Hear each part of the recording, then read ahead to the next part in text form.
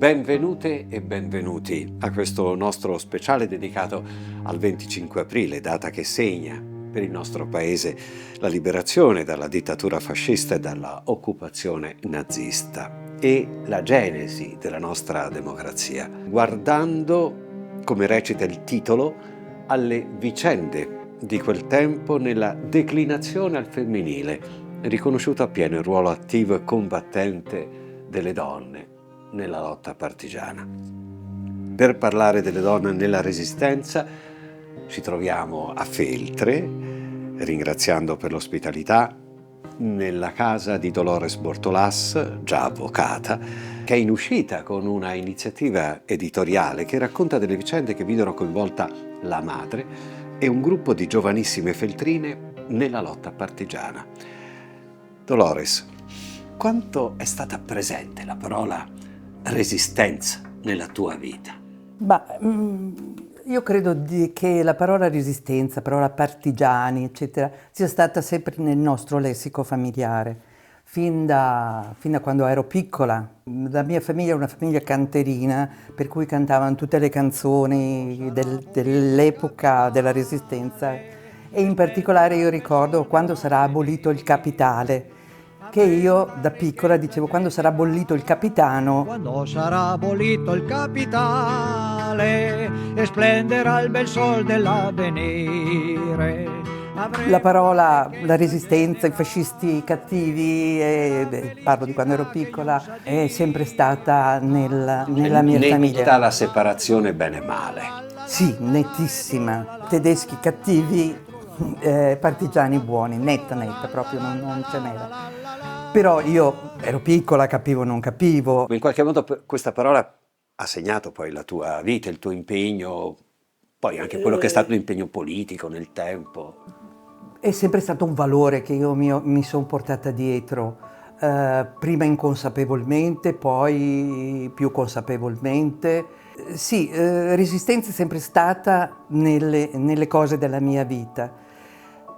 Non è stata un racconto pregnante, perché mia mamma ne ha sempre parlato molto poco. Non so per quale motivo. E come dico nel libro, c'è stata da parte dei partigiani, delle partigiane, perché partigiani e partigiani sono un po' diversi, no? Nel loro atteggiarsi, nel loro parlare. Le partigiane sono piuttosto restie per tante cose che io ho cercato di approfondire e di capire. E anche quando venivano i suoi amici partigiani, che io sapevo che erano i suoi amici partigiani, eccetera, che però erano carissimi amici, proprio quasi fratelli fra di loro, si parlavano accendi, non è che fosse esplicitato. Parlavano accenni, si capivano fra di loro. E io penso che sia perché hanno visto cose che non avrebbero voluto vedere e di cui non volevano parlare, non volevano ricordare. Alcune si erano promessi anche di non parlarne, perché abbiamo trovato degli appunti di mamma e di mia santo la Dominga. Dicevano appunto ci sono episodi di cui abbiamo promesso di non parlare e ce ne sarebbero tanti, hanno detto, però di questo hanno conservato il silenzio e noi dobbiamo rispettarlo. Quando hai cominciato a interessarti scientificamente, cioè prendi in mano e dici voglio ricostruire quella parte di vita di mia madre. Molto tardi, ti dico la verità, molto tardi. Tutto è cominciato durante, non so se era la seconda campagna elettorale di Perenzin qui a Feltre, e hanno fatto un incontro sulle resistenti feltrine. Allora il relatore ha parlato della squadra Argo, ha detto era composta da 11 donne di cui però non sappiamo niente e da un uomo di cui sappiamo nome e cognome. Allora io sono un po' fumantina, mi sono un po' arrabbiata, allora sono andata fuori e ho detto no, se non si sanno i nomi delle donne perché non si cercano, io ne conosco almeno 4. E da lì ho cominciato, poi ho contattato la Paola Dalla Rosa, che è la figlia di Diana, della Dominga Opaglio, e la mia santola dorata. E abbiamo cominciato a mettere insieme i documenti che avevamo trovato, che avevano lasciato le nostre mamme, che purtroppo non sono molti, perché mia mamma li aveva nascosti in una cassa sottoterra in giardino e non è stata più ritrovata. Non si sa che fine ha fatto, comunque quei documenti sono andati dispersi. Insomma, con quelli che avevamo abbiamo cominciato a ricostruire un po' le cose.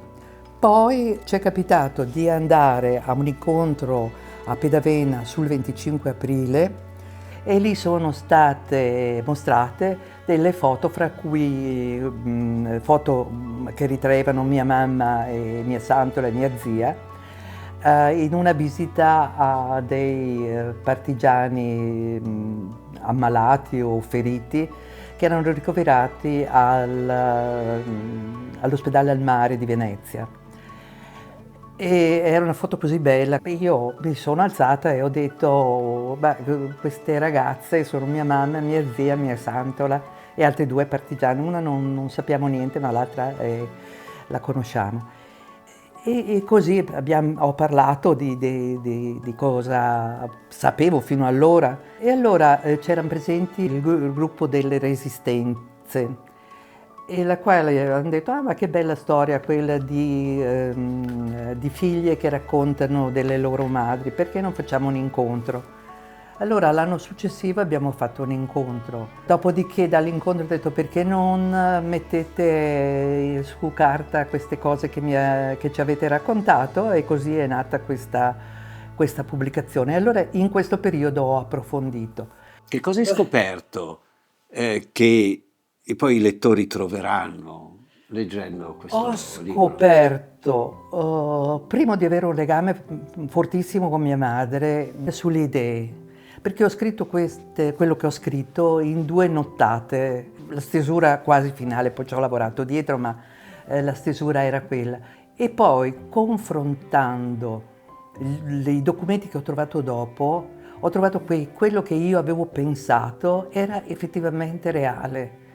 Io avevo pensato che mia mamma avesse potuto fare quell'attività e anche farla bene senza essere mai scoperta né lei né gli altri ragazzi, cioè erano donne, altro che ragazze del gruppo, proprio perché erano state astute, acute, prudenti, intelligenti soprattutto nel svolgere la loro attività. Mi dici come era configurato questo gruppo?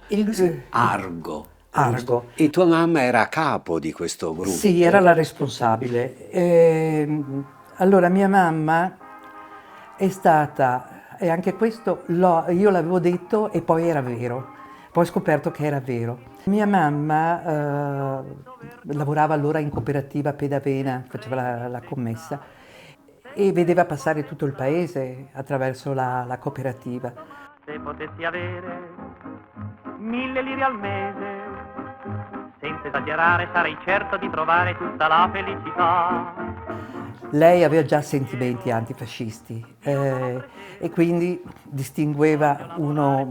sapeva distinguere quello che era da una parte e quello che era dall'altra, di chi fidarsi o chi meno.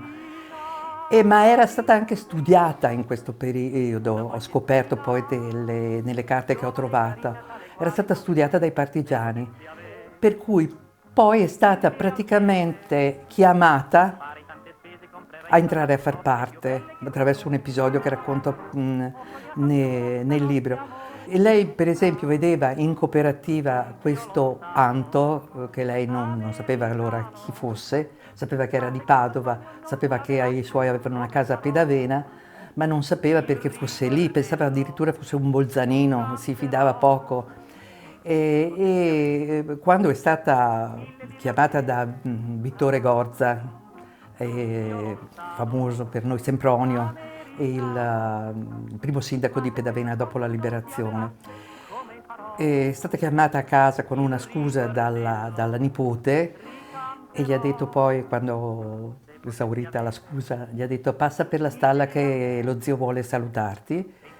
Ha trovato lo zio con Anto E lei credeva fosse Bolzanino, per cui quando l'ha visto lì, ha lasciato che finissero, che si salutassero, poi gli ha detto a Vittorio: guarda che quello è Bolzanino. E lui gli ha detto: no, guarda che è il nostro capo, uno dei capi della Gramsci. E lì gli ha chiesto se voleva entrare nella Gramsci, ma ho scoperto nelle carte che appunto l'avevano studiata molto prima di chiederle Per questo. capire se si potevano fidare O no. evidentemente.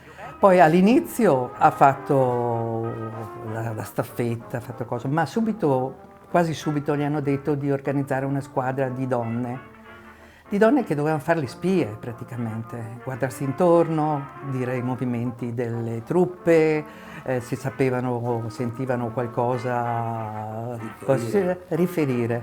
Era l'intelligence, in un certo modo dell'epoca. E l'hanno fatta bene, l'ha fatto molto bene. Poi mia mamma, dopo l'esperienza della Argo, ha creato altre 2 squadre, la Bordoni mi pare e la Ora, e si sono formate altre squadre a Frafeltre e Farra, eccetera, e neanche nei paesi limitrofi, che collaboravano fra di loro e si scambiavano anche le persone fra di loro, ma era composto prevalentemente, anzi direi al 99% da donne. Che cosa ti ha colpito maggiormente facendo questo percorso a ritroso nel tempo e andando ad incontrare una donna che forse solo in parte conoscevi? Mia mamma non era una donna facile, era una donna piuttosto tosta. Mi sono meravigliata anch'io e l'ho detto, non l'ho detto nel libro, ma l'ho detto a me stessa, ho trovato un'amicizia scrivendo il libro.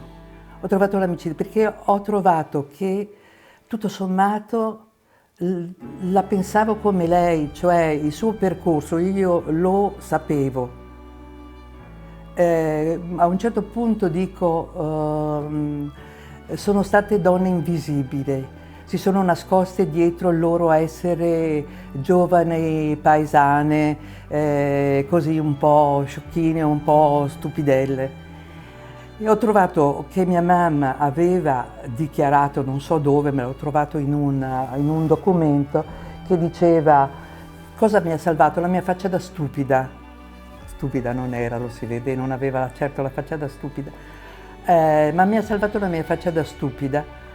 Dice: chi poteva pensare che dietro una faccia da stupida si nascondesse una che comandava una squadra di 12 persone.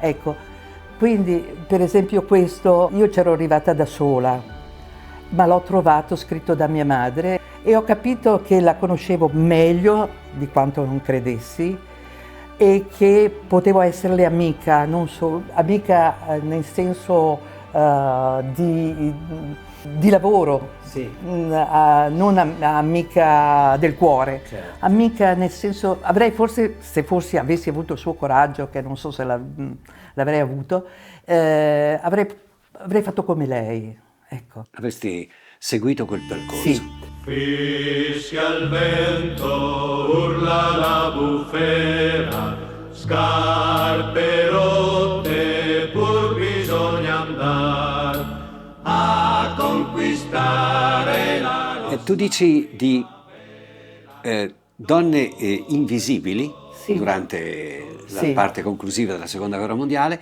ma che si rendono immediatamente visibili dove? Sì, hanno organizzato il ritorno dei reduci dalla Germania, vendendo patate, che un po' venivano donate, un po' venivano comprate con collette, eccetera.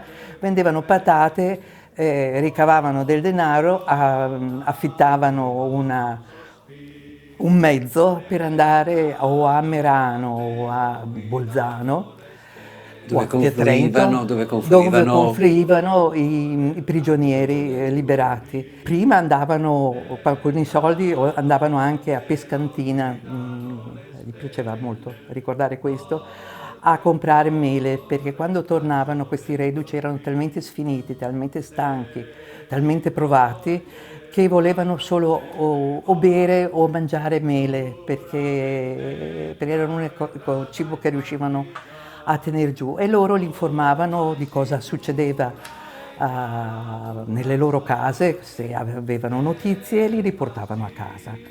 Ecco, questo è stato un lavoro grande che hanno fatto dopo la guerra. In questo quadro l'importanza, soprattutto per il tempo che stiamo vivendo, che è un tempo che ha una dimensione smarrita, l'importanza di recuperare e riaffermare memoria, impegno e sacrificio che hanno reso possibile il nascere della nostra Repubblica, della nostra Costituzione, che resiste nella sua sacralità laica, nonostante tutto. Allora, per fortuna abbiamo quella. Io ti dico, per fortuna abbiamo quella, e quella è un ricordo imperituro finché ce la lasciano così e non si permettono di metterci le mani sopra. Vedo che il popolo ha risposto correttamente, giustamente nell'ultimo referendum. Hanno detto giù le mani dalla Costituzione. Ecco, la Costituzione è stata fatta da persone di una levatura intellettuale, persone che avevano combattuto, che avevano conosciuto il fascismo, eccetera, proprio per avere una carta che segnasse proprio la differenza fra un'epoca e l'altra. E questa carta regge ancora nei suoi principi. E questo la gente lo sa. Questa è l'unica cosa che veramente anche in questi tempi bui e brutali mi consola. Tutti, e anche i giovani, hanno il senso della Costituzione, del rispetto della Costituzione, del valore della Costituzione. E quindi abbiamo questa, per fortuna, che ci guida, ci regola. Perché io credo che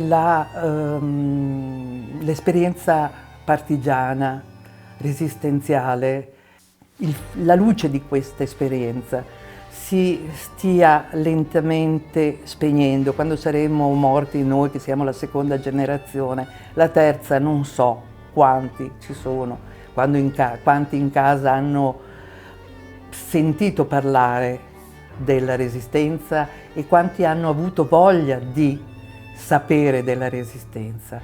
Ci sono ovviamente delle eccezioni, ma io credo che siano dovuti sì alla famiglia, ma soprattutto a buoni maestri che hanno saputo presentare la Resistenza non come un fatto di storia, ma come un fatto di vita, di speranza, di sogni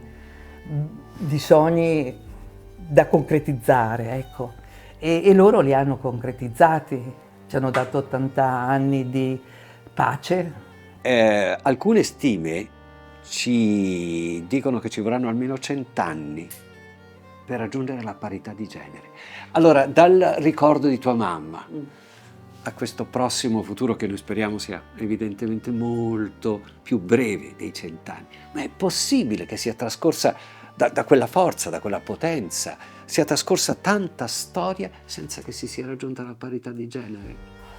Guarda, messa come metti tu, le donne hanno forse più che della parità di genere il diritto di sopravvivere di questi tempi, no?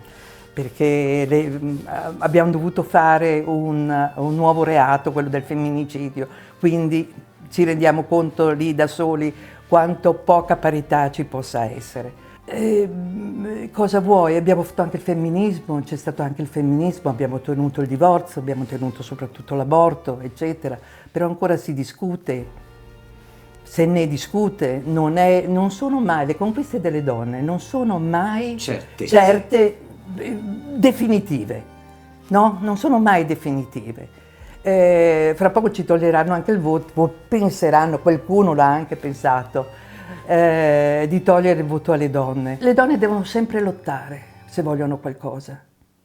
Se vogliono qualcosa non possono mai andare a chiedere e ottenere, devono sempre lottare.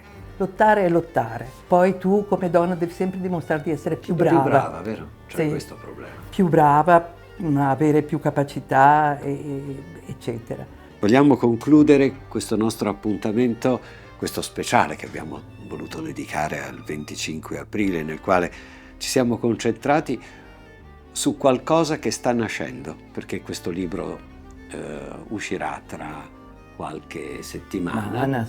Si spera. Tra qualche settimana uscirà questo libro che racconta la storia di due donne in particolare, perché ricordiamo che le due protagoniste di questo libro sono Maria Bellencin, Sì. nome di battaglia Dolores, e di Dominga Opalio, Nome di battaglia Diana, che è la la cui figlia Diana. Paola Dalla Rosa ha scritto con me questo libro. che è diviso in due parti, una parte Dedicata a tua mamma e una parte dedicata alla sua. Quindi vedremo questa resistenza al femminile e conosceremo delle storie nuove che fino ad oggi appunto sono rimaste nei ricordi e in taluni documenti. Se vuoi chiudere con un ultimo ricordo che in qualche modo possa illuminare anche questo presente e il futuro del nostro paese. Ecco, io riprenderei quella frase scritta fra gli ideali, quella di preparare in una parola l'ambiente favorevole al domani, e spero che ci sia per i nostri giovani un ambiente favorevole al domani che deve essere interamente loro, che se lo costruiscano loro come volevano le nostre mamme. Io dico questo anche nel libro, dico hanno fatto la resistenza per un sogno. Il sogno di mia madre, di mio padre e penso delle altre ragazze era quello di un benessere, di avere mia mamma un figlio solo perché due non poteva mandare a scuola e la scuola era una cosa fondamentale per i miei genitori. E lo hanno ottenuto. Sono riusciti a realizzare questo sogno. Ecco, erano sogni forse modesti, questi erano sogni familiari e sono riusciti ad averli. I sogni grandi, in parte, la pace, il voto, la democrazia, però non hanno ottenuto la parità sociale. I poveri sono sempre più poveri, i ricchi sempre più ricchi. Oh bella ciao, ciao, ciao, stamattina mi sono alzato e ho trovato... Bene, grazie Dolores per questa tua testimonianza. Leggeremo questo documento, questo libro che uscirà tra qualche settimana, come detto, per i tipi dell'Istituto Storico Bellunese della Resistenza e dell'età contemporanea, che peraltro ti hanno aiutata nel confezionare, nel dimensionare questo tuo lavoro di ricerca storica, che evidentemente va anche oltre quelli che sono gli affetti e il legame familiare, ma che come è stato, sono microstorie che hanno reso possibile la macrostoria, cioè il fatto della conclusione della guerra, della liberazione dal nazismo, dal fascismo, la liberazione dall'occupazione tedesca, la Repubblica, la Costituzione. E con questo noi andiamo a chiudere, con questo senso che la storia, in fondo, per quanto ad oggi possa sembrare in un processo quasi involutivo, quasi si stia ritorcendo in se stessa, guardando a queste storie, a questi profili di donne e di uomini, non possiamo non pensare che abbia perduto il suo senso progressivo. Grazie a tutte e a tutti voi e buon 25 aprile. Questo è il fiore del partigiano morto per la libertà.